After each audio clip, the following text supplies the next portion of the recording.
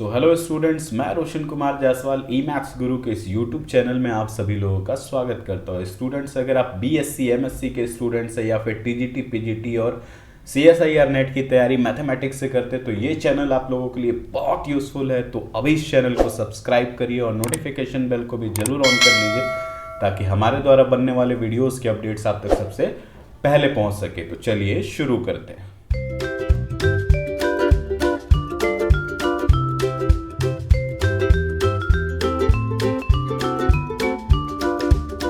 तो स्टूडेंट्स, जैसा कि आप स्क्रीन पर भी देख पा रहे हैं कि आज का टॉपिक, अगर इसको मैं very very very very very important बोलूँ ना तो भी कम है, क्योंकि ये टॉपिक है कन्वर्जेंट सीक्वेंस का। इसमें हम लोग पढ़ेंगे क्या क्या चीज़ें: definition of convergent sequence, limit of the sequence. अच्छा, यहाँ देखो, ये लिमिट है, ध्यान देना।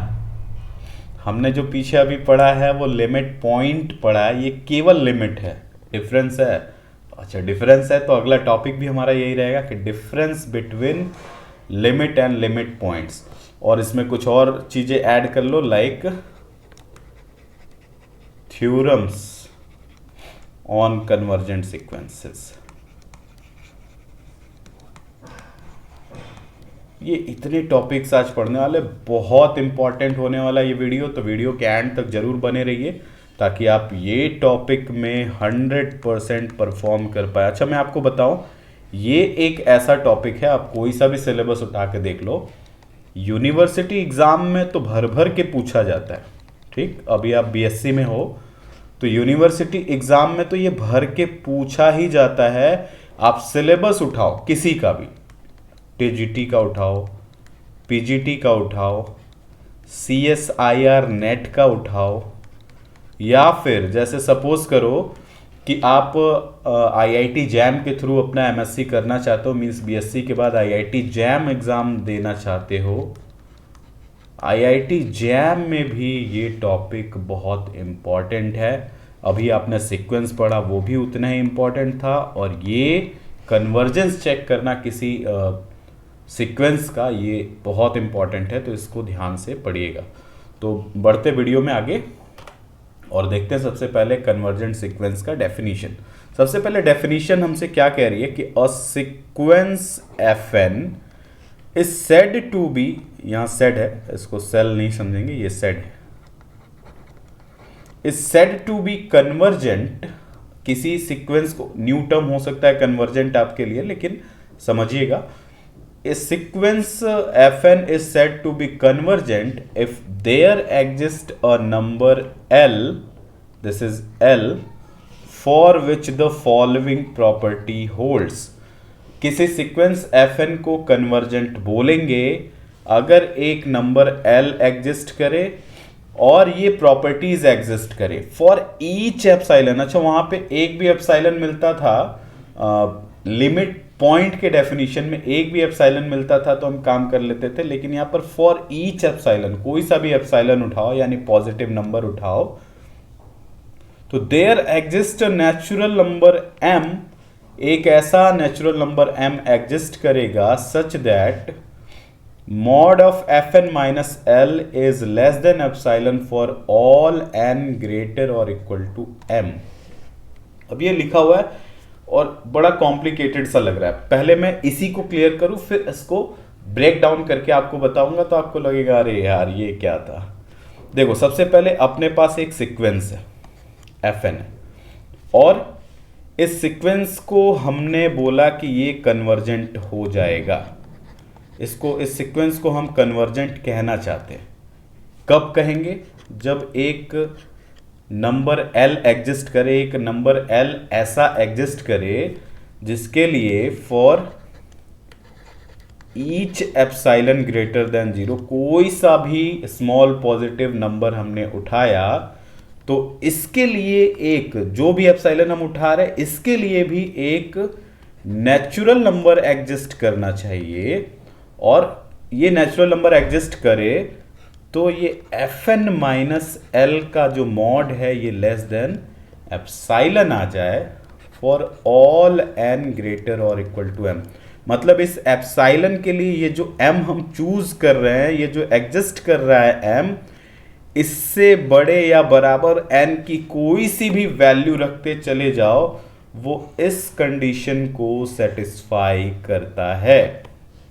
अगर ऐसा कोई कर देता है सीक्वेंस, तो ऐसे सीक्वेंस को हम लोग कह देते हैं कन्वर्जेंट। अगेन, एक सीक्वेंस को अगर आप कन्वर्जेंट बनाना चाहते हैं तो आपके पास एक ऐसा L एग्जिस्ट करना चाहिए जिसके लिए हर एक स्मॉल पॉजिटिव नंबर के लिए एक नेचुरल नंबर एग्जिस्ट करना चाहिए, जिससे बड़े सभी नेचुरल नंबर्स के लिए सीक्वेंस इस प्रॉपर्टी को होल्ड करता हो। अब मैं इसको ब्रेक डाउन करने जा रहा हूं, फिर आप समझेंगे कि ये क्या चीज है। अच्छा, ऐसे लिखा हुआ है ना, ऐसे कभी भी अगर कुछ लिखा हुआ हो तो इसको आप ऐसे लिख सकते हो, Fn is less then L plus epsilon, Fn is greater than L minus epsilon, ऐसे लिख सकते हो। इस चीज का ये मतलब है। और यहां लिखा हुआ है फॉर ऑल n ग्रेटर और इक्वल टू m। अब इस चीज का क्या मतलब है? इस चीज का मतलब है कि Fn पक्का है। अगर यहां से यहां के बीच में Fn लाई कर रहा है तो याद करो कि ये क्या होता है, इंटरवल की डेफिनेशन क्या होती है। अगर ये एक नंबर लाइन है, ये A है, ये B है, तो यहां से इस इंटरवल में, इस इंटरवल को डिफाइन करने का तरीका क्या होता है कि कोई सा भी x ले, वो ग्रेटर देन A होना चाहिए और वो लेस देन B होना चाहिए। तब हम कह देंगे कि ये जो है इस स्मॉल ओपन इंटरवल में एग्जिस्ट करता है। तो यहाँ भी तो वही लिखा हुआ है, तो इसको हमने लिख दिया L minus epsilon L plus epsilon for all n greater और इक्वल टू m। इसको पहचान रहे हो? ये क्या है? ये लिमिट पॉइंट के डेफिनेशन में हम लोग यही तो लेकर के आ रहे थे बार बार। ये और क्या है भाई? वही तो है, दिख तो रहा है साफ साफ। लिमिट पॉइंट के डेफिनेशन में होता था कि L कोई रियल नंबर अपने पास ऐसा एग्जिस्ट करे जिसके लिए कोई ऐसा एक एप्सिलॉन एग्जिस्ट कर जाए जिसके लिए आप बोलो कि Fn यानी सीक्वेंस के इनफाइनाइट नंबर ऑफ टर्म इसके नेबरहुड में यानी L प्लस एप्सिलॉन में इनफाइनाइटली एग्जिस्ट करे, मतलब सीक्वेंस के इनफाइनाइट टर्म इसके अंदर आए, तब हम कह रहे थे कि ये L क्या बन जा रहा था? लिमिट पॉइंट बन जा रहा था। इसमें और इसमें क्या डिफरेंस दिख रहा है भैया? यही तो दिख रहा है। m आपने एक नेचुरल नंबर ही लिया है, m को आपने एक नेचुरल नंबर ही लिया है। m एक अगर नेचुरल नंबर है तो पक्का है ये कि कोई फाइनाइट नंबर होगा, ठीक है। फाइनाइट नंबर होगा यानी फाइनाइट टर्म्स को छोड़कर बाकी सारे टर्म्स, n इज ग्रेटर और इक्वल टू m का मतलब कुछ फाइनाइट टर्म्स को छोड़कर बाकी सारे टर्म इस L के नेबरहुड में लाई कर रहे हैं। तो ये तो लिमिट का ही डेफिनेशन है, ठीक है। इनफाइनाइटली का मतलब ही यहां पर होता था कि ये पक्का कुछ फाइनाइट टर्म्स को, अच्छा लिमिट पॉइंट में, लेकिन अभी अच्छा इसके डिफरेंस को समझेंगे। लेकिन ये कुछ इसी के जैसा दिख रहा है, लिमिट पॉइंट के जैसा ही दिख रहा है। यहां पे बस कहा जा रहा था कि for infinite value of n, और यहां पे गारंटी किया जा रहा है कि कुछ फाइनाइट टर्म्स को छोड़ के बाकी सारे n के लिए ये सीक्वेंस के सारे ही मेंबर्स इस नेबरहुड के अंदर लाई करेंगे, ठीक है। तो अगर ऐसा नंबर m आपको मिल जाता है जिसके लिए कि आप ये चीज होल्ड करा पाते हो, तब आप बोल दोगे कि सीक्वेंस Fn क्या है? Convergent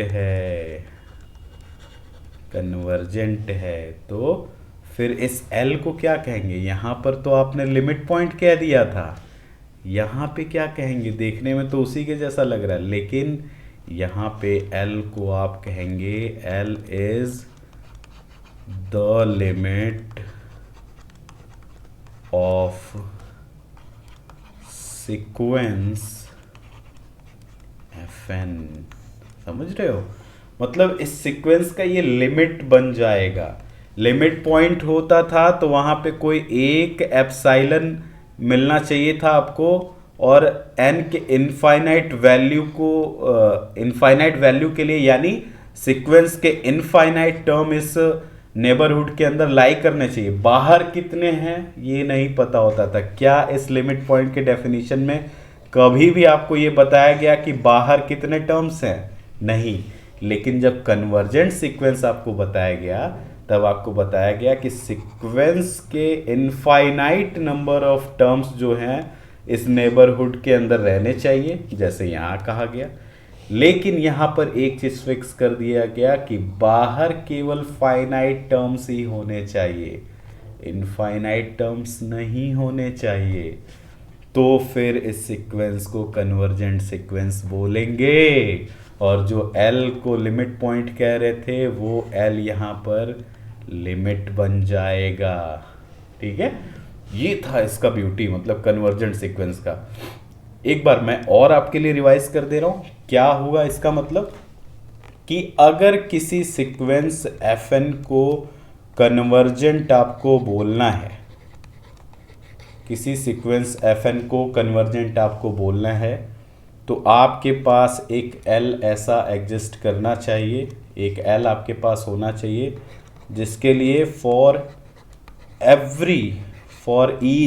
every epsilon greater than 0 कोई सा भी एक स्मॉल पॉजिटिव नंबर उठाओ तो इसके लिए एक ऐसा नेचुरल नंबर एग्जिस्ट करे कि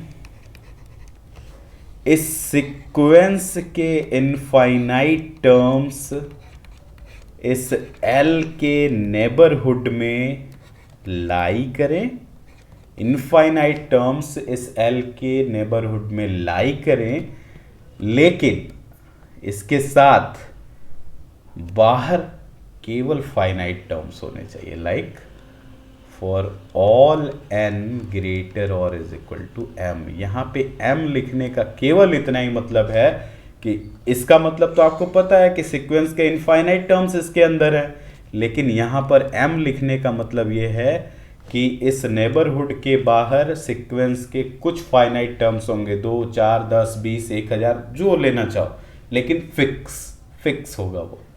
ठीक है। अब इसको अगर नंबर लाइन पे समझना चाहे ना, नंबर लाइन पे इसको बड़े प्यार से समझेंगे। देखो जरा, जैसे सीक्वेंस 1/n हमने लिया था, सीक्वेंस 1/n के बारे में हम जब डिस्कस कर रहे थे तो हमने क्या देखा था? हमने देखा था कि सीक्वेंस के कुछ फाइनाइट टर्म्स यानी 1/2, 1/3, 1/4, 1/5 ऐसे करके कुछ फाइनाइट टर्म्स यहाँ तक दिख रहे थे, लेकिन इनफाइनाइट नंबर ऑफ टर्म्स इस सीक्वेंस के इस 0 के पास दिखाई दे रहे थे। मतलब इस सीक्वेंस का infinite number of terms 0 minus epsilon और 0 प्लस एप्साइलन के बीच में होगा। मर्जी पड़े जो एप्साइलन ले लो। एप्साइलन का मतलब इस पॉइंट से दूरी की बात कर रहे हो। एप्साइलन छोटा सा है, एप्साइलन छोटा सा है, तो अगर इसको मैं यहाँ समझूं और ये हमारा 0 है, तो एप्साइलन फॉर एवरी एप्साइलन का मतलब ये हुआ कि आप ये एप्साइलन ले लो, चाहे ये एप्साइलन ले लो, चाहे ये एप्साइलन ले लो, मतलब इनके बीच की दूरी को चाहे जितना कर लो, मतलब स्मॉल पॉजिटिव ऑफ कोर्स है, ये जितना भी कर लो, चाहे किसी एप्साइलन के लिए चाहे जितना नज़दीक भी कर लो, तब भी सीक्वेंस Fn के इनफाइनाइट नंबर ऑफ टर्म्स इस इंटरवल, इस नेबरहुड के अंदर लाई करेंगे, इनफाइनाइट। और जब इसके बाहर देखोगे तो आपको ऐसे ही ये फाइनाइट टर्म्स दिखाई देंगे, फाइनाइट टर्म्स बाहर दिखाई देंगे। इसके बाहर देखोगे तो यहाँ जो भी दिखेगा वो फाइनाइट टर्म दिखेगा, मतलब 2, 4, 10, 20, 1000 जो भी हो। तब ऐसे स्थिति में इस सीक्वेंस को कहा जाएगा कन्वर्जेंट सीक्वेंस, कन्वर्जेंट सीक्वेंस। अब वो नंबर एल जो आप एग्जिस्ट करा रहे थे वो यहाँ पे इस सीक्वेंस के लिए कौन बन जाएगा, फिर ज़ीरो बन जाएगा, क्योंकि ज़ीरो ही वो ऐसा नंबर है जिसके नेबरहुड में सीक्वेंस के इनफाइनाइट टर्म्स लाई कर रहे हैं। तो जो ये ज़ीरो इसका लिमिट पॉइंट अब तक आप कह रहे थे, वो ज़ीरो इसका लिमिट बन जाएगा। क्या बात है यार, मज़ा आ रहा है बिल्कुल। मतलब यार इतने पे तो आपको लाइक बटन को तोड़ देना चाहिए बिल्कुल से।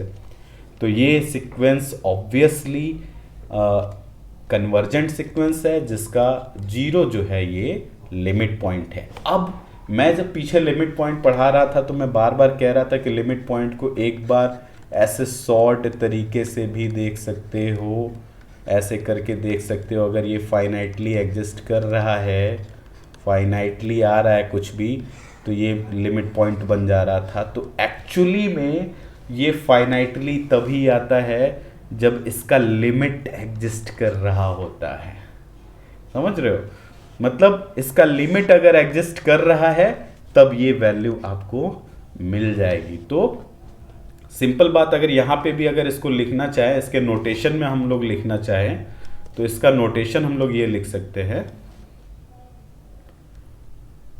कि सीक्वेंस fn है आपके पास इज कन्वर्जेंट सीक्वेंस। अब मैं कन्वर्जेंट सीक्वेंस कह दे रहा हूं इसको। सीक्वेंस fn जो है हमारा कन्वर्जेंट सीक्वेंस है विथ, कहां कन्वर्ज कर रहा है, एल वो जो लिमिट है वो क्या होता है, वहां पे सीक्वेंस के सारे टर्म कन्वर्ज कर रहे होते हैं। देखो यहाँ पे 1/n को जब पकड़ रहे हो आप, 1/n को पकड़ रहे हो, ये 0 ये 1 है, 1/n वाला सीक्वेंस जो है इसके सारे ही टर्म्स इस पॉइंट की तरफ कन्वर्ज करने की कोशिश कर रहे हैं। जैसे जैसे रखते जा रहे हो n की वैल्यू सब इसी 0 के पास आने की कोशिश कर रहे हैं। कन्वर्ज करना ये लेंस में भी सीखा गया था कि किसी एक पॉइंट पे आके ऐसे सारी रेज जो है, जितनी पैरेलल रेज हैं सब आके मिल रही हैं एक ही पॉइंट पे, तो कन्वर्ज कर रही हैं यहाँ पे। ये लेंस में भी सीखा था, सोचो वहाँ से भी हम लोग इसको समझ सकते हैं। तो कन्वर्ज कर रही, कन्वर्जेंट सीक्वेंस है, और जहां कन्वर्ज कर रही है, जिस पॉइंट पे कन्वर्ज कर रही है उसको लिमिट बोल देंगे विथ लिमिट एल हमने मान लिया। तो इसको नोटेशन में कैसे लिखेंगे, इसको कैसे लिख सकते हैं, ऐसे लिख सकते हैं, limit N tends to infinite fn is equal to L, ऐसे लिखा जा सकता है। या फिर fn limit fn is equal to L, यहाँ पे n टेंड्स टू इनफाइनाइट ना भी लिखा रहे, या फिर fn tends to l as n tends to infinite, ऐसे लिख दिया जाए।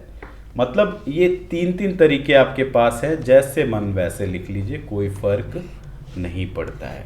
तो एक और एग्जांपल अगर लें, जैसे हमने सीक्वेंस n/n+1 वाला सीक्वेंस देखा था, तो इसमें क्या हो रहा था, इसमें क्या हो रहा था कि ये सीक्वेंस 1/2, ये 0 है, ये 1/2 यहाँ आया, जैसे ही आपने 1 रखा यहाँ से सीक्वेंस स्टार्ट हो रहा था, इस 1/2 से सीक्वेंस स्टार्ट हो रहा था। इसके बाद जैसे ही 2 रखोगे तो 2/3 आया, ये सपोज कर लो ये 1 है, ये 2/3 आया, देन 3/4 आया, देन 4/5 आया। आप देख रहे हो जितने टर्म्स है किधर जाने की कोशिश कर रहे हैं, 1 की तरफ आने की कोशिश कर रहे हैं। मतलब ये सीक्वेंस जो है कन्वर्ज करने की कोशिश कर रहा है, कहाँ, 1 पे, जैसे जैसे आप n टेंड करा रहे हो इन्फिनिटी की तरफ। समझ रहे हो? तो ये 1 इसका लिमिट पॉइंट, लिमिट कहलाएगा। अब लिमिट पॉइंट बंद कहिए, और इसको ऐसे भी आप निकाल सकते हो, limit n tends to infinity, हमने निकाला भी था इसको, n/n+1 is equal to 1/1+1/n limit, और जैसे ही आप लिमिट रखोगे ये वैल्यू 0 हो जाएगी, तो 1/1 इज 1, ये मिल जाएगा। तो ये सीक्वेंस भी कन्वर्जेंट है, क्योंकि आप इसके लिए कोई सा भी एप्सिलॉन ढूंढ पाओगे। कैसे ढूंढोगे? अच्छा, एप्सिलॉन कैसे ढूंढोगे? एक्चुअली इस एप्सिलॉन नहीं, एक्चुअली आपको ये m ढूंढना है कि ये m कैसे मिलेगा। ये m आपने ढूंढ लिया, काम खत्म। जैसे मान लो इसी क्वेश्चन को मैं कर रहा हूं, ठीक है, इसी क्वेश्चन को कर रहा हूं। सीक्वेंस है आपके पास n/n+1 और आपको प्रूफ करना है कि ये जो है कन्वर्ज कर रहा है, कन्वर्जेस टू 1 पे कन्वर्ज कर रहा है। तो कन्वर्ज करने का मतलब fn-l should be less than epsilon for all n greater और इक्वल टू m होना चाहिए। इसी m की वैल्यू हमको निकालनी है। हमने एप्सिलॉन एक अपने से ले लिया है कि हमारे पास एक एप्सिलॉन है, जबकि ये सब एप्सिलॉन के लिए ट्रू है, तो इसलिए हमने एक कोई आर्बिट्रेरली एक एप्सिलॉन ग्रेटर देन 0 ले लिया है। ठीक, यहाँ पे रखो वैल्यूज को, n/n+1 माइनस l की जगह आपने रखा 1, ये लेस देन एप्सिलॉन आया। हम इस m की वैल्यू को फाइंड करने की कोशिश कर रहे हैं, ठीक है। देन अगेन यहाँ इसको सॉल्व करेंगे तो ये n-1/n+1 आया, लेस देन n होगा, लेस देन एप्सिलॉन। अगेन ये n से n कैंसिल, -1 को 1/n+1 लिख सकते हो, लेस देन एप्सिलॉन। अब ये n+1 है। अच्छा, एक चीज़ समझने की बात है, जैसे सपोज करो ये a/b कोई नंबर है, ठीक है, a भी पॉजिटिव है और b भी पॉजिटिव है। ध्यान से समझना, बहुत इंपॉर्टेंट बात बता रहा हूँ। अगर मैं यहाँ a में कोई नंबर बढ़ा दूँ, कोई पॉजिटिव नंबर ऐड कर दूँ, तो ओवरऑल ये नंबर बड़ा हो जाएगा। देखना है, देख लो, 2/3 है सपोज करो, दोनों पॉजिटिव है, इसमें कुछ भी एक लिख दो, 3/3 हो गया ये इससे 2/3 से ये वाला 3/3 बड़ा है। मतलब अगर ऊपर आपने ऐड कर दिया तो जो मिलेगा वो बड़ा मिलेगा, और वहीं अगर आपने नीचे कुछ ऐड कर दिया, ये कुछ ऐड करने की बात हो रही, कुछ आपने यहाँ पर ऐड कर दिया, तो अब ये जो हो जाएगा ये छोटा हो जाएगा। या यहाँ कुछ रखा हुआ है, यहाँ से आपने कुछ कम कर दिया, तब भी ये बड़ा हो जाएगा, तब भी ये बड़ा हो जाएगा। तो यहाँ से अगर मैं कम करूँ इसको, तो ये कम होके बन जाएगा 1/n, विच इज ऑब्वियसली इससे लेसर ही होगा। 1/n+1 से ये बड़ा है क्योंकि हमने इसमें से कम किया है, और ये लेस देन एप्सिलॉन है। तो यहाँ से अगर n की वैल्यू को देखना चाहें तो n इज ग्रेटर देन 1/एप्सिलॉन। अब देखो, हमको n इज ग्रेटर और इक्वल टू m चाहिए था, और यहाँ पे n ग्रेटर देन 1/एप्सिलॉन मिल गया। मतलब ऑब्वियसली m की वैल्यू जो है वो ग्रेटर और इक्वल टू 1/एप्सिलॉन होनी चाहिए।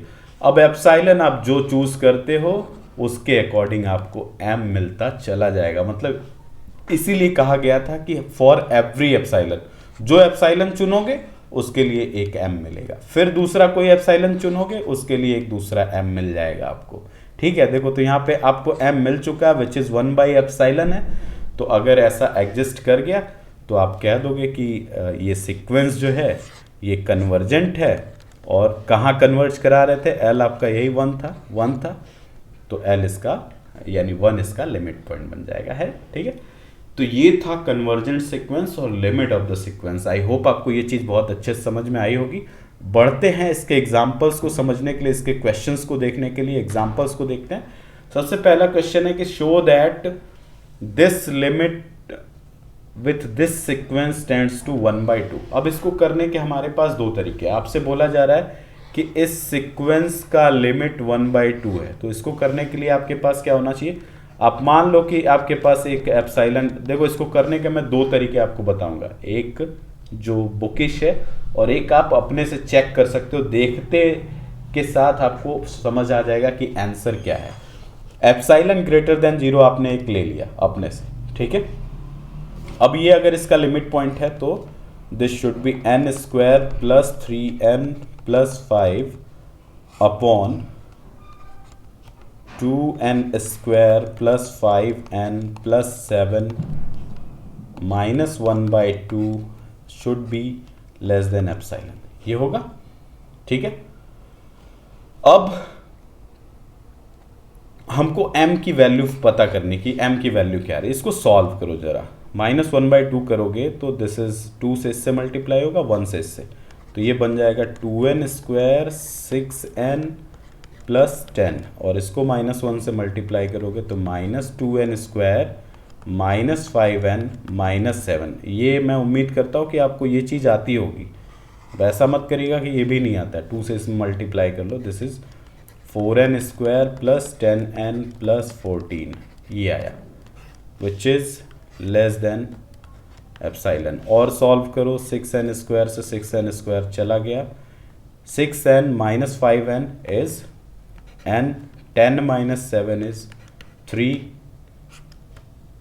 4n² plus 10n plus 14 is less than epsilon. अब ये देखो, ये भी पॉजिटिव नंबर है, ये भी पॉजिटिव नंबर है, क्योंकि n जो है हमारा कहाँ है, नेचुरल नंबर के सेट से आ रहा है, ठीक है। तो अब यहाँ ऊपर से अगर मैं कुछ निकालूँ कम करूँ, तो ये ऑब्वियसली और छोटा हो जाएगा, मतलब n+3 by 4n² plus 10n plus 14 जो है ये ग्रेटर देन है n/4n² प्लस 10n प्लस 14 से, ठीक है। 3 आपने कम किया तो ये छोटा बन गया, इसको आपने छोटा कर दिया, और ये वाला बड़ा है अभी भी। और अभी ये काम हमारा यहाँ पे खत्म नहीं हुआ, इसके साथ क्या करना है आपको कि नीचे से कुछ निकालने की कोशिश करो। नीचे से कुछ निकालोगे तो दिस इज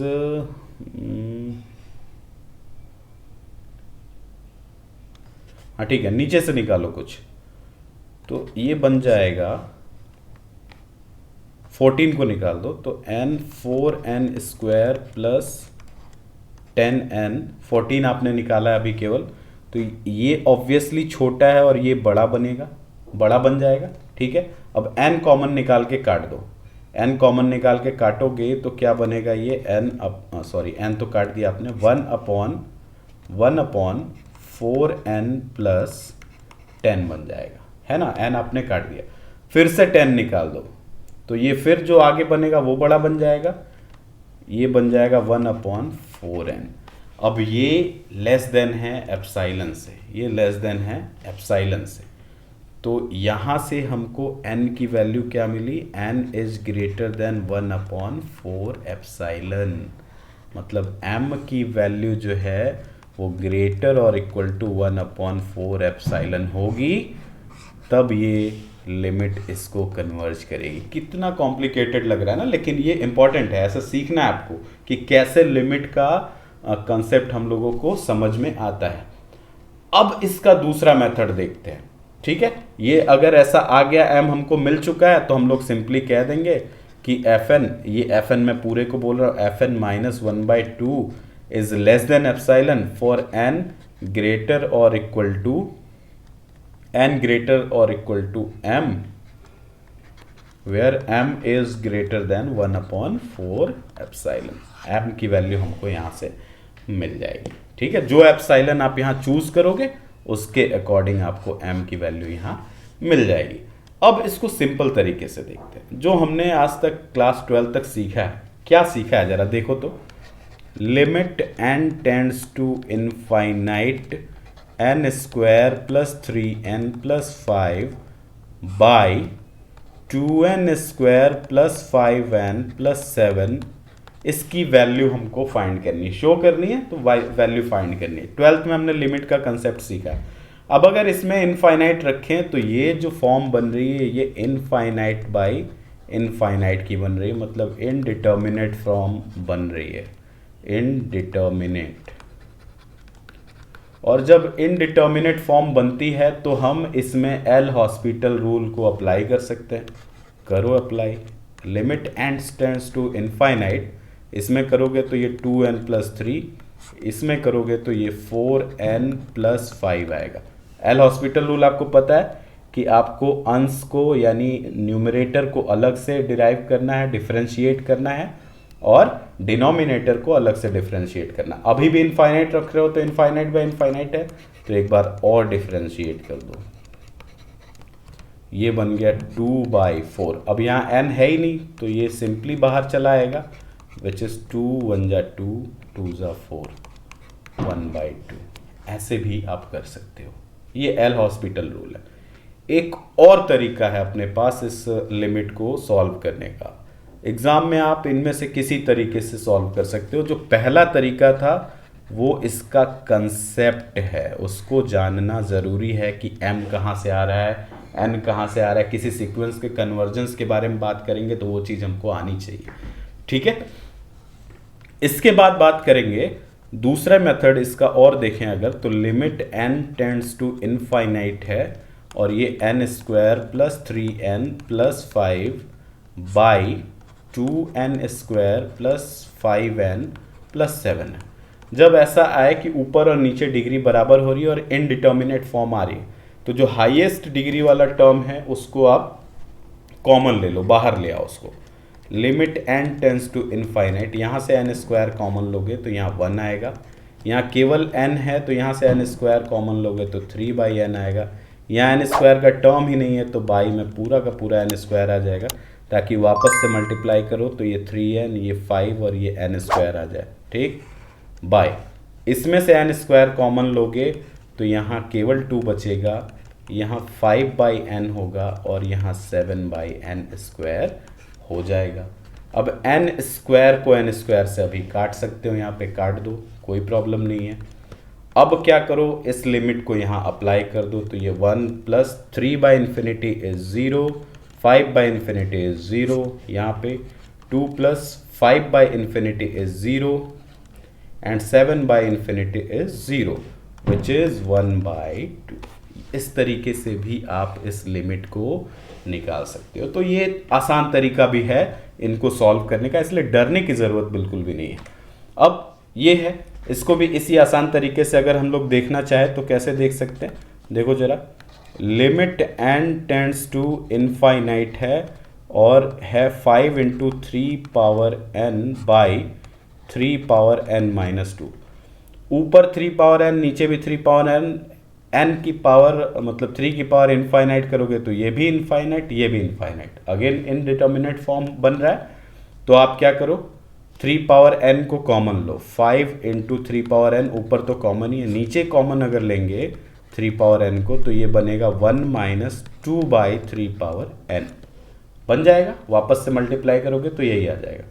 अब 3n को 3n से कैंसिल आउट कर दो, limit n tends to infinite.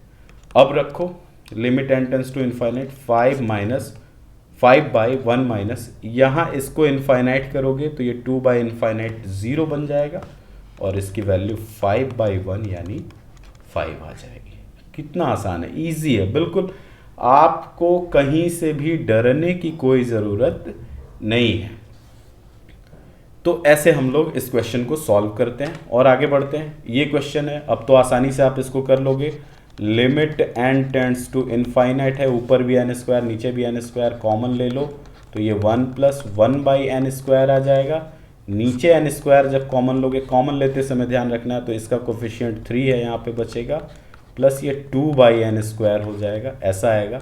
n² से n² का काट दो और ये लिमिट को यहाँ अप्लाई कर दो तो 1 + 0/3 + 0 विच इज़ 1/3। ऐसे लिमिट को सॉल्व करते हैं, ठीक है। तो ये था तरीका आपको ये लिमिट निकालने का। लिमिट आपने निकालना सीख लिया बहुत अच्छे तरीके से। अब जो मैंने बोला था कि लिमिट पॉइंट और लिमिट में क्या डिफरेंस होता है, ये कभी कभी आपसे पूछ लिया जाता है, तो इस डिफरेंस को समझने की कोशिश करते हैं। जैसे पहला डिफरेंस हम देख रहे हैं, सबसे पहला डिफरेंस, L लिमिट पॉइंट है, सपोज करो L is limit point of sequence fn। Limit point बोला मैंने, इसका क्या इम्प्लीकेशन होता है? इसका इम्प्लीकेशन होता है कि fn जो है वो लाई करेगा L के नेबरहुड में। बताया था मैंने, अभी भी इसको रिवाइज कराया था एल प्लस एप्साइलन, एल के नेबरहुड में for infinite value of N. ठीक, इतनी सी बात है। लेकिन ये कभी ये नहीं बताता आपको, लिमिट पॉइंट अगर खाली है तो ये आपको कभी नहीं बताता है कि इस नेबरहुड के अलावा बाहर जो सीक्वेंस के टर्म्स हैं वो इनफाइनाइट होंगे कि फाइनाइट होंगे। मतलब इस पॉसिबिलिटी को ये ठुकरा नहीं सकता कि बाहर भी इनफाइनाइट टर्म्स हो सकते हैं। जैसे एक एग्जांपल मैं आपको दिखाता हूं, -1 पावर n हमने सीक्वेंस लिया था, तो इसका लिमिट पॉइंट -1 भी था, 1 भी था। कैसे आपने देखा था इसको देखा था नंबर लाइन पे कि यहाँ -1 है, यहाँ 1 है, यहाँ भी सीक्वेंस के f1, f3, f5 ऐसे करके इनफाइनाइट टर्म्स बन रहे थे, और यहाँ भी f2, f4, f6 ऐसे करके इनफाइनाइट टर्म्स बन रहे थे। लिमिट पॉइंट है, इसमें सीक्वेंस के इनफाइनाइट टर्म्स बैठे हुए हैं, लेकिन इस नेबरहुड के बाहर भी यहाँ दूसरे नेबरहुड में भी सीक्वेंस के इनफाइनाइट टर्म्स ही बैठे हुए हैं। तो यही बात मैं आपको बता रहा हूं कि इसका पहला डिफरेंस यही है कि किसी सीक्वेंस के लिमिट पॉइंट का मिलना ये तो तय करता है कि उस लिमिट पॉइंट के नेबरहुड में सीक्वेंस के इनफाइनाइट नंबर ऑफ टर्म होंगे, लेकिन उससे आपको ये पॉसिबिलिटी कभी आप डिनाई नहीं कर पाएंगे कि बाहर भी, उस नेबरहुड के बाहर भी infinite member of f n, infinite member of f n lying outside this neighbourhood. ठीक, पहला डिफरेंस ये था, outside the neighbourhood of N. ठीक, अब दूसरी चीज क्या कहती है हमको, दूसरी चीज यहां पे हमको ये पता है कि अगर यही एल लिमिट होता तब क्या होता।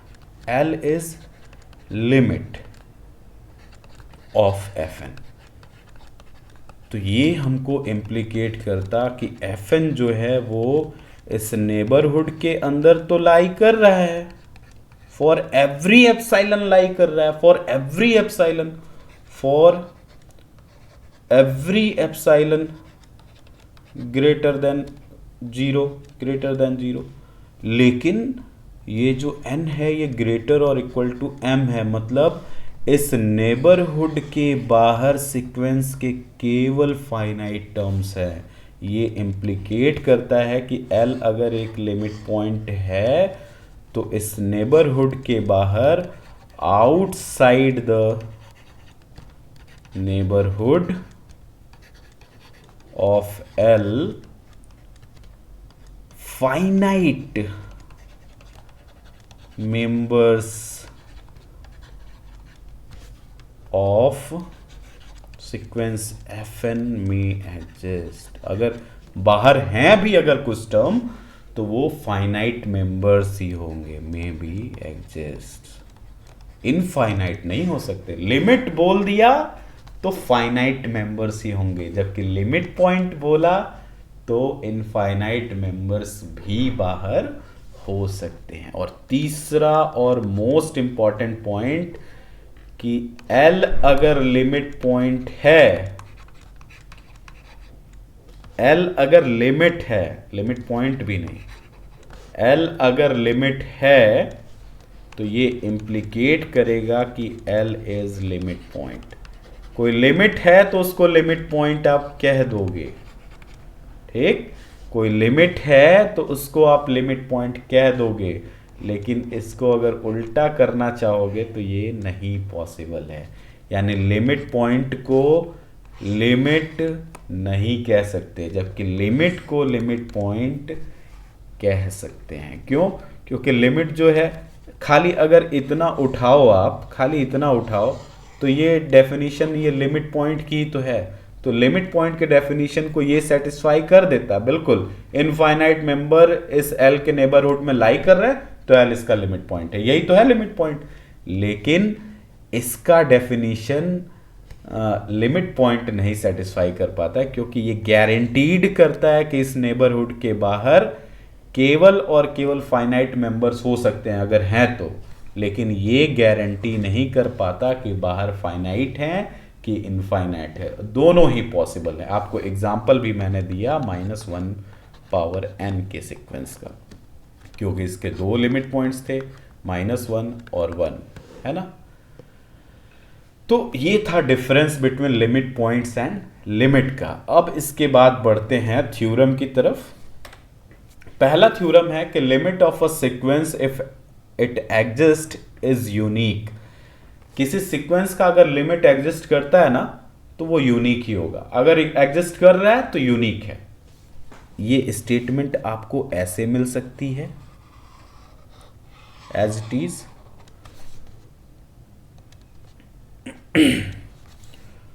और इसी सीक्वेंस को घुमा के आपसे कहा जा रहा है, यहां बोला जा रहा है कि यूनिक है, केवल एक ही आपको मिलेगा, अगर लिमिट है तो केवल एक ही मिलेगा।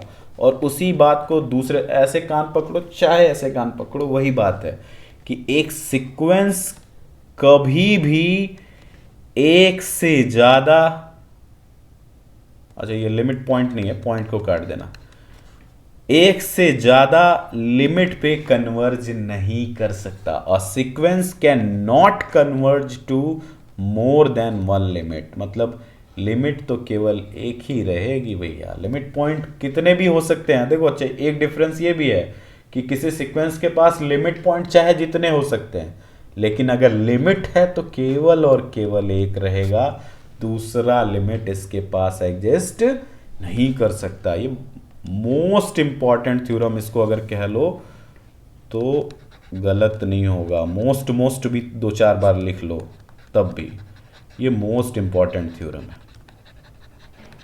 Most important theorem. अब इसको प्रूफ करते हैं, ठीक है, प्रूफ करने की कोशिश करते हैं। हमारे पास क्या क्या चीज़ है, हमारे पास एक सीक्वेंस है जो कि कह रहा है कि भैया लिमिट ऑफ अ सीक्वेंस अगर एग्जिस्ट कर रहा है तो वो यूनिक होगा। तो सीक्वेंस एक लेते हैं सबसे पहले, लेट बी अ सीक्वेंस, ठीक है। हम क्या शो करेंगे, we shall prove that if fn has limit then it is unique। ये हमको प्रूव करना है, इट इज यूनिक, ठीक है। तो यूनिकनेस की प्रॉपर्टी ना बहुत बचपन से ही हम लोग ये सीखते आए कि जब किसी चीज को यूनिक प्रूफ करना हो ना तो आप मान लो कि वो यूनिक नहीं है। तो हम ये मान लेते हैं कि ये जो सीक्वेंस fn है हमने मान लिया, लेट अस सपोज, ये हमारा एजम्पशन है, let us assume this sequence fn has a limit L1 as well as L2 where L1 is not is equal to L2। तो हमने ये मान लिया कि fn जो है कन्वर्ज कर रहा है, वो भी दो लिमिट पे कन्वर्ज कर रहा है, दो लिमिट है इसके पास, वो भी दोनों अलग अलग लिमिट है। तो इसकी वजह से क्या प्रॉब्लम हमारे पास आ सकती है, अच्छा देखो, अगर f1 since this sequence fn converges to limit L1, तो इसका क्या हमको बेनिफिट मिलेगा, इसका बेनिफिट हमको मिलेगा कि भैया अच्छा इस L1 L2 में हम एक रिश्ता अगर बनाना चाहे, L1 और L2 डिस्टिंक्ट होने का मतलब ये है कि L1 और L2 का जब डिफरेंस करेंगे तो ये कुछ ना कुछ वैल्यू हमारे पास आएगी, कोई ना कोई वैल्यू यहाँ पे हमारे पास आनी चाहिए।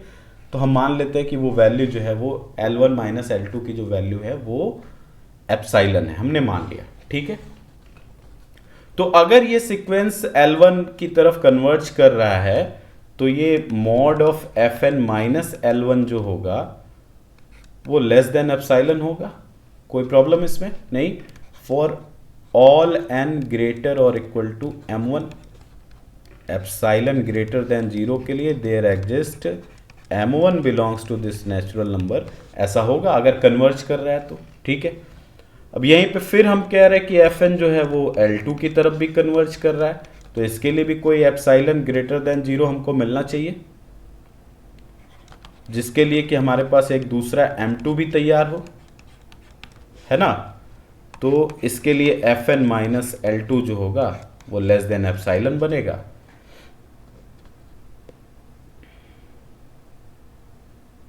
लेस देन एप्सिलॉन बनेगा फॉर ऑल n ग्रेटर और इक्वल टू m2 हो गया। ठीक ना, इतनी चीजें हमारे पास हैं, ये चीजें हमारे पास हैं ऑलरेडी। ठीक है, अब हम देखते हैं कि प्रॉब्लम कहाँ आ रही है इस चीज को लेकर के चलने में। इस चीज को लेकर चलने में प्रॉब्लम कहाँ आ रही है, बस हमको यही देखना है। इस L1 और L2 के डिफरेंस को देखने की कोशिश करते हैं। अगर हम लोग चाहें तो यहाँ पे बीच में Fn को घुसा दें और Fn को जोड़ दें, तो इससे कोई फर्क पड़ने वाला नहीं है। ठीक, हम क्या करने की कोशिश कर रहे हैं, ये हमने पहले से ले रखा हुआ है L1 minus L2 is less than epsilon, और इन दोनों चीजों को यहां पर इंक्लूड करने की कोशिश कर रहे हैं। तो अब ये है, अब अच्छा एक रिलेशन है अपने पास कि mod of a plus B जो होता है वो लेस और equal to mod of a plus mod of b होता है। ये रिलेशन है हमारे पास।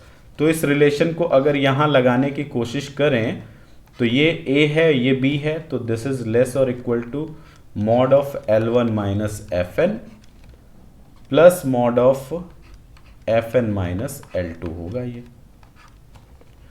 अब ये क्या है, लेस देन एप्सिलॉन है, ये भी लेस देन एप्सिलॉन है, तो इसको मैंने कर दिया 1 अपॉन ये epsilon plus epsilon which is less then 2 epsilon. अब एप्सिलॉन की जगह हम लोग रख सकते हैं L1 माइनस L2 को।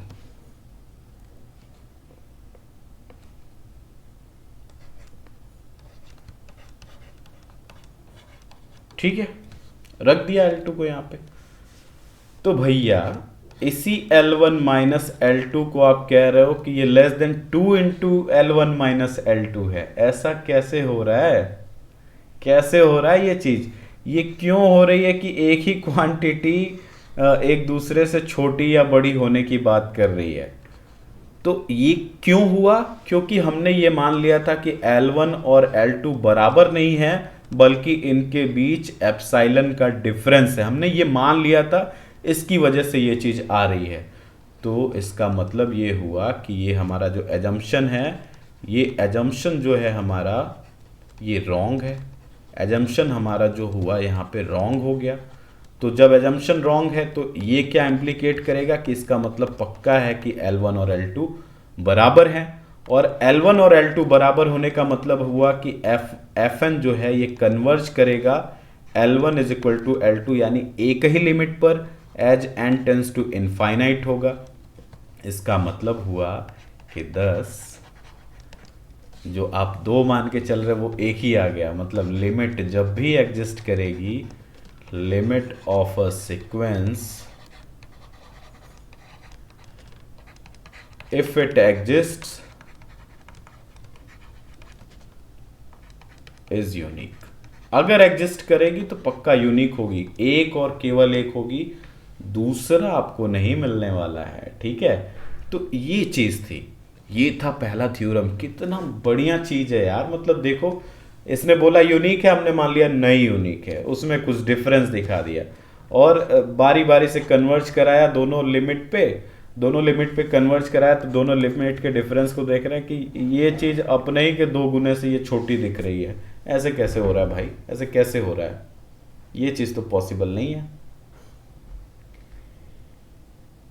तो ये था हमारा कुल मिलाकर के पहला थ्योरम। अब बढ़ते हैं नेक्स्ट थ्योरम की तरफ। नेक्स्ट थ्योरम है कि every convergent sequence is bounded but converse is not true. Every convergent sequence is bounded बस कन्वर्स इज नॉट ट्रू। मतलब अगर सीक्वेंस कन्वर्जेंट है, अगर सीक्वेंस कन्वर्जेंट है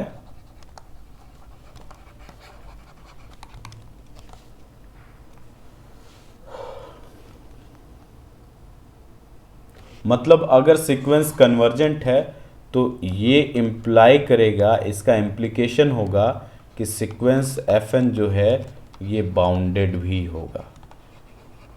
लेकिन कन्वर्स नहीं ट्रू है, इसका मतलब ये है कि पहली चीज़ तो ये प्रूफ कर दी हमने, दूसरी चीज़ हमको ये प्रूफ करनी है कि fn अगर बाउंडेड है तो इसका इम्प्लीकेशन ये नहीं होता कि सीक्वेंस fn जो है वो कन्वर्जेंट हो जाए। ये चीज़ है, ऐसे प्रूफ करनी है हमको। ठीक है, आइए करते हैं, इसका प्रूफ करते हैं। ये समझ में आ गई आपको बात? प्रूफ करने की कोशिश करते हैं। प्रूफ, हमारे पास क्या क्या चीजें हैं? पहले एक कन्वर्जेंट सीक्वेंस है, तब उसको बाउंडेड प्रूफ करना है। तो let fn be a convergent sequence, convergent sequence, इसको हमने कह दिया कन्वर्जेंट सीक्वेंस। लेट, अब कन्वर्जेंट है तो इसका कुछ लिमिट तो होगा, let L be the limit, एक ही है, यूनिक है, इसलिए the limit of sequence fn। हमको क्या प्रूफ करना है? हमको प्रूफ करना है कि we shall prove that sequence fn is bounded. हमको बाउंडेड प्रूफ करना है। अच्छा, ये चीज देखो जरा कि सिंस ये fn कन्वर्जेंट सीक्वेंस है, since this is convergent sequence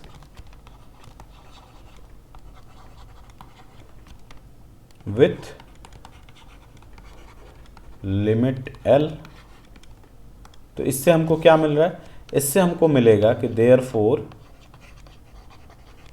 for all epsilon greater than 0, for every epsilon greater than 0 there exist m, एक ऐसा नेचुरल नंबर एग्जिस्ट करेगा सच दैट, ये हम कन्वर्जेंट सीक्वेंस की डेफिनेशन को लिख रहे हैं यहाँ पे, fn minus L is less than epsilon for all n greater और इक्वल टू m। ये हमारे पास कन्वर्जेंट सीक्वेंस की डेफिनेशन होती है। इसको ब्रेक करने की कोशिश करते हैं। इसको ब्रेक करेंगे तो this fn is greater than l minus epsilon, मैंने आपको सिखाया था l plus epsilon for all n greater और इक्वल टू m। और इसको और ब्रेक फर्दर करने की कोशिश करें तो fn belongs to l minus epsilon l plus epsilon for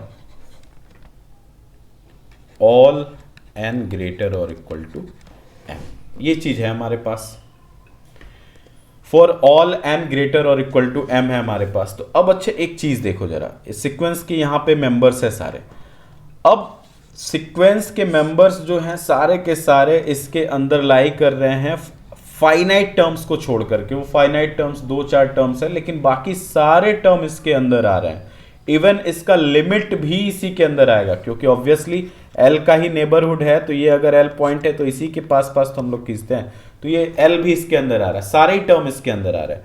तो हम क्या करें कि इसके अपर बाउंड का सेट बनाए। अगर सपोज करो यहां पर सीक्वेंस के सारे टर्म्स पड़े हुए हैं, तो सीक्वेंस के इधर के जितने भी नंबर्स होंगे ये अपर बाउंड्स होंगे। इसके बाउंडेड अबव में हमने सीखा था ये अपर बाउंड्स हैं। जो भी नंबर उठा लो, यहां से नंबर उठा लो, यहां से नंबर उठा लो, जितने भी नंबर्स होंगे सब अपर बाउंड्स होंगे। जबकि इस सीक्वेंस के इधर जब हम बढ़ेंगे तो ये लोअर बाउंड्स होंगे हमारे पास। तो हम एक काम करते हैं कि सीक्वेंस के लोअर बाउंड्स और अपर बाउंड्स के सेट को लिखने की कोशिश करते हैं। ये A1, A2, A3 ऐसे करके इसके अंदर L प्लस एप्सिलॉन हमने रख लिया। ये अपर बाउंड का सेट है। L plus epsilon obviously upper bound के सेट में आएगा। इसमें जो सबसे बड़ा वैल्यू हो उसको हमने उठा लिया। सपोज कर लो वो बड़ा वाला K है, उठा लिया, ठीक है, उठा लिया। इसी तरीके से हमने इसके लोअर बाउंड्स को डिफाइन किया, ये a1 a2 ऐसे करके था, l प्लस एप्सिलॉन भी यही कहीं था, l प्लस एप्सिलॉन ऑब्वियसली पहले रहा होगा, और इसके बाद यहाँ पे l माइनस एप्सिलॉन, और यहाँ पे मान लो b1 b2 b3 करके हमारे पास है, हमने ले लिया ये यहाँ पे b1 b2 ऐसे करके l माइनस एप्सिलॉन वाला सेट इसमें है, और इसका सबसे छोटा आदमी लिया, सपोज कर लिया ये स्मॉल के है। तो अब मुझे बताओ कि अगर यहाँ पे सपोज करो यहाँ पे ये छोटा वाला के है, यहाँ पर ये बड़ा वाला के है, आपने सबसे बड़ा के उठाया, सबसे बड़ा के उठाया, अगर इस L के नेबरहुड में इसके सारे ही टर्म्स है, बाहर कुछ फाइनाइट टर्म्स थे, और आपने इसके अपर बाउंड में सबसे बड़ा सेट ले लिया और इसके लोअर बाउंड में सबसे छोटा एलिमेंट ले लिया, सबसे बड़ा यहाँ सबसे छोटा यहाँ, तो अब क्या इस सीक्वेंस का कोई भी टर्म, कोई सिंगल टर्म भी इसके बाहर जाने की हिम्मत कर पाएगा? नहीं, क्योंकि अपर बाउंड और लोअर बाउंड मैंने डिफाइन ही किया था, अपर बाउंड के ऊपर नहीं जा सकते, लोअर बाउंड के नीचे नहीं जा सकते। तो हमने अगर ऐसा दो नंबर एग्जिस्ट करा लिया है तो इसका मतलब है कि fn जो है वो ग्रेट लेस और इक्वल टू बड़का के और ग्रेटर और इक्वल टू छोटका के है for all n belongs to n। अब यहाँ पे फाइनाइट टर्म वाली बाध्यता खत्म हो गई, क्योंकि आपने सब ये जितने भी यहाँ पर नंबर लाइन पे अपर बाउंड्स इसके मिल रहे थे उसमें सबसे बड़का टर्म उठा लिया ऑलरेडी। तो अगर ऐसा मिल जा रहा है तो इसका मतलब ये है कि ये कन्वर्जेंट सीक्वेंस तो था ही, और इसको जरा पहचानो कौन होता है ये सीक्वेंस के सारे ही टर्म दो नंबर के बीच में है, अपर बाउंड भी मिल रहा है यानी बाउंडेड अबव भी है, बाउंडेड बिलो भी है, मींस सीक्वेंस fn जो है ये बाउंडेड है ना, सीक्वेंस fn जो है ये बाउंडेड है। तो इसका मतलब क्या हुआ? इसका मतलब ये हुआ कि अगर कोई सीक्वेंस fn जो है 10 fn is convergent sequence then it is bounded, पक्का बाउंडेड हो गया। अब हमको इसका जो कन्वर्स है उसको डिस्प्रूव करना है, मतलब हमारे पास बाउंडेड सीक्वेंस है, let fn be bounded sequence.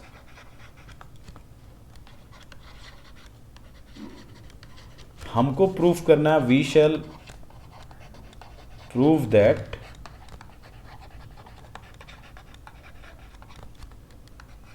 fn may और मे नॉट।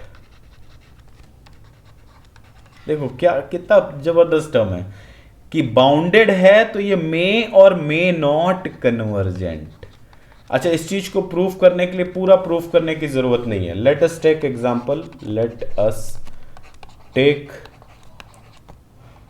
एग्जांपल। हमने सीक्वेंस का एक एग्जांपल ले लिया, सीक्वेंस हमने ले लिया -1 टू द पावर n। बड़ा इंपॉर्टेंट सीक्वेंस है, देखने में छोटा सा सीक्वेंस है लेकिन बहुत इंपॉर्टेंट है, ये बहुत सारी चीजों को फिनिश कर देगा। अब ये देखो, ये सीक्वेंस है, इस सीक्वेंस के रेंज को देखना चाहिए। देखो बाउंडेड सीक्वेंस मतलब क्या होता है, हमको बाउंडेड सीक्वेंस लेना था, ये बाउंडेड सीक्वेंस है हमारा। कैसे पता? तो इस सीक्वेंस के मेंबर्स को दिखाने हम चले थे, तो -1 1 -1 1 -1 1 ऐसे करके हमको मेंबर्स मिल रहे थे, यानी इसके रेंज में दो ही लोग थे, -1 और 1 थे। इसका मतलब था कि रेंज सेट इसका बाउंडेड था, तो इसका मतलब है कि ये सीक्वेंस भी बाउंडेड है। और अभी हमने सीखा था कि इस सीक्वेंस के दोनों ही पॉइंट्स जो रेंज सेट के अंदर आ रहे हैं, -1 और 1, दोनों ही पॉइंट इनफाइनाइट टर्म्स को रिप्रेजेंट कर रहा है। f5 f2 f4 f6 ऐसे करके ये इनफाइनाइट टर्म्स को रिप्रेजेंट कर रहा है, मतलब ये भी लिमिट पॉइंट बन रहा था, ये भी लिमिट पॉइंट बन रहा था। तो ये दोनों ही लिमिट पॉइंट बन रहा है, इसके पास दो लिमिट पॉइंट्स हैं, दो दो लिमिट पॉइंट्स होने की वजह से ये sequence -1 power n will never converge. Converge का मतलब ही होता है कि किसी एक सिंगल पॉइंट की तरफ सब कुछ जाए। अब जबकि यहाँ -1 पावर n में हो रहा है कि इनफाइनाइट टर्म्स यहाँ भी आ रहे हैं और इनफाइनाइट टर्म्स यहाँ भी आ रहे हैं, मतलब पता ही नहीं चल रहा है कि किधर की तरफ ये जाने की कोशिश कर रहा है। और वैसे भी limit n tends to infinite -1 power n जो होता है ये एग्जिस्ट नहीं करता है, नॉट एग्जिस्ट। जिसकी लिमिट ही नहीं एग्जिस्ट कर रही है तो वो कन्वर्जेंट कैसे होगा, ये चीज़ था इस थ्योरम में।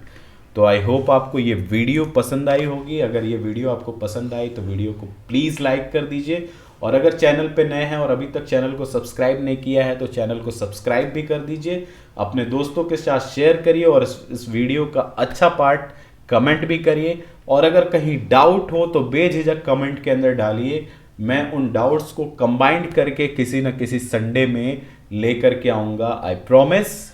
और मिलते हैं नेक्स्ट वीडियो के अंदर। बहुत ही इंपॉर्टेंट क्लासेस ये चल रही है रियल एनालिसिस की, जो आपके university exams as well as किसी कंपटीशन में जहां पे हायर मैथ्स पूछा जाता है उसके लिए बहुत इंपॉर्टेंट है। तो बने रहिए चैनल के अंदर, मिलते हैं नेक्स्ट वीडियो में, तब तक के लिए थैंक यू।